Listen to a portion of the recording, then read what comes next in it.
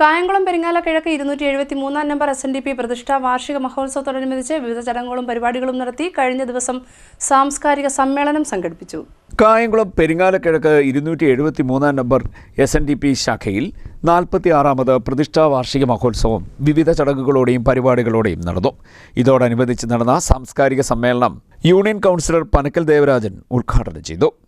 ശാഖായോഗം vice president Biju Thampi അധ്യക്ഷത വഹിച്ചു. ശാഖായോഗം സെക്രട്ടറി പി പ്രദീപ് ലാൽ ഉദ്ഘാടനം നിർവഹിച്ചു.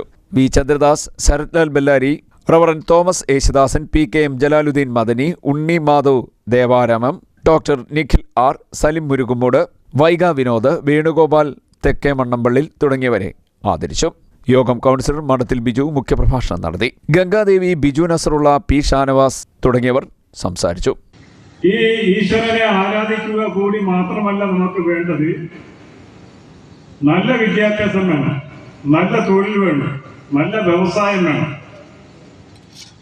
അങ്ങനെ ഗുരുദേവൻ പറഞ്ഞു, ക്ഷേത്രങ്ങൾ കൊണ്ട് മാത്രം പോരാ, നമുക്ക് അതിനോടൊപ്പം തന്നെ സരസ്വതി വിളയാടുന്ന വിദ്യാഭ്യാസ സ്ഥാപനങ്ങൾ, വിദ്യാലയങ്ങൾ, ചെറിയ പള്ളിക്കൂടങ്ങൾ വേണമെന്ന് ഗുരുദേവൻ നിർദ്ദേശിക്കുകയും ആ പ്രദേശങ്ങളിലൊക്കെ ചെറിയ ചെറിയ പള്ളിക്കൂടങ്ങൾ സ്ഥാപിച്ചു.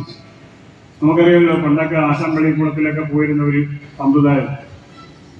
ആ ഒരു സമ്പ്രദായം ഗുരുദേവൻ കൽപ്പിച്ച് നടപ്പിലാക്കി. വിദ്യ കൊണ്ട് പ്രബുദ്ധരാകുക, വിദ്യ ഉണ്ടെങ്കിൽ മാത്രമേ നമുക്ക് ഇന്ന് പ്രബുദ്ധരാകാൻ സാധിക്കൂ.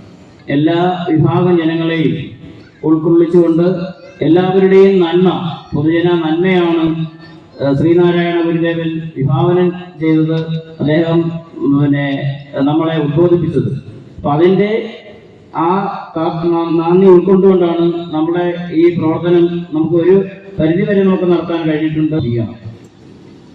ശ്രീനാരായണ ഗുരുവിനെ പോലുള്ള പരിവർത്തകന്മാരെയും നാടിൻ്റെ അങ്ങോളം ഇങ്ങോളം സമൂഹത്തിൻ്റെ ഇടയിൽ താൻ പ്രതിനിധാനം ചെയ്യുന്ന സമൂഹത്തിൻ്റെ ഇടയിൽ സ്നേഹവും സന്തോഷവും കാരുണ്യവും വിഭാവനം ചെയ്തുകൊണ്ട് അഹോരാത്രം എത്തിച്ചതുകൊണ്ടാണ് കേരളത്തിൻ്റെ സ്നേഹവും സന്തോഷവും നാം എല്ലാം പങ്കുവെച്ച് ജീവിക്കുന്നത്.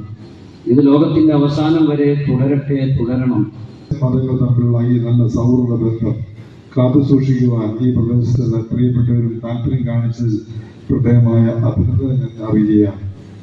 ജീവിത ദർശനം രൂപപ്പെടുത്തുന്നത് മഹാന്മാരുടെ നല്ല ജീവിതങ്ങളെ നാം ശ്രദ്ധിക്കുകയും അല്ലെങ്കിൽ അതിനെ സ്വാധീനിക്കുകയും ചെയ്യപ്പെടുന്നതിലൂടെയാണ്.